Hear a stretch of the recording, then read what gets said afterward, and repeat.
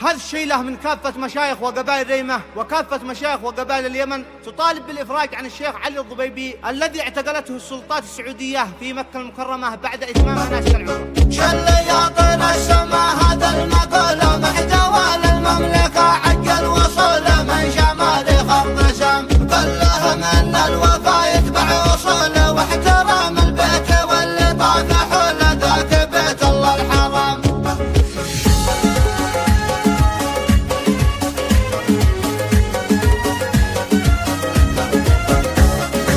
شيخ سافر واعتمر وتعرض له تم حجه هو من برافض له البدل عمره حرام بالخبر هز اليمن عرضه وطوله والمشايخ والقبايل يهتفوا له عزوته عند المهام والضبيب شيخ الصلاة وقوله له مواقف شاهدة عزه وبطوله وجه له بدر ومقام الكرم في موقع نخوة حموله والشجاعة والنقاف له وقوله تجعل كل هام اليمن والمملكة ضد الميول رابط الدين وهويتنا الرجولة كيف تحتج الكرام كيف تحتج الكرام شيخ من أصل العرب رمز الفحولة والعروبة من فعايلكم خجولة خالف الشرع ونظام ما حصل للشيخ ما هو بالسهولة عبد في قانون وسياته ودوله دون ذنب ولا كلام واليمن للمملكة يبعث رسوله علهم عقب القطيعة يرخصوا له يرجع بخير وسلام وانتماد قرروا ما يسمحوا له والله ان الامر ما ضاعت حلوله حامل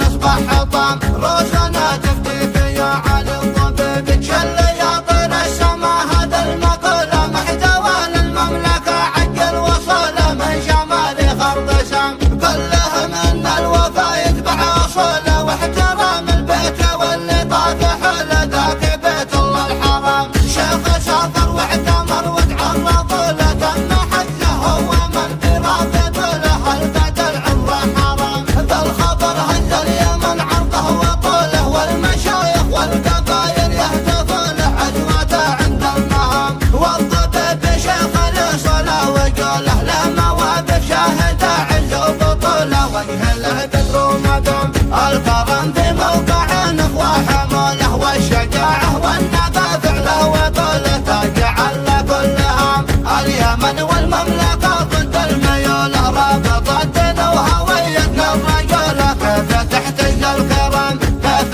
تحتج الكرام شيخ من أصل العرب رمز الفحولة والعروبة من فعايلكم خجولة خالف الشرع ونظام ما حصل للشيخ ما هو بالسهولة عيب في قانون وسياده ودوله دون ذنب ولا كلام واليمن للمملكة يبعث رسوله علهم عقب القطيعة يرخصوا له يرجع بخير وسلام وانتماد قرروا ما يسمحوا له والله ان الامر ما ضاعت حلوله حامل نصبح حطام روسنا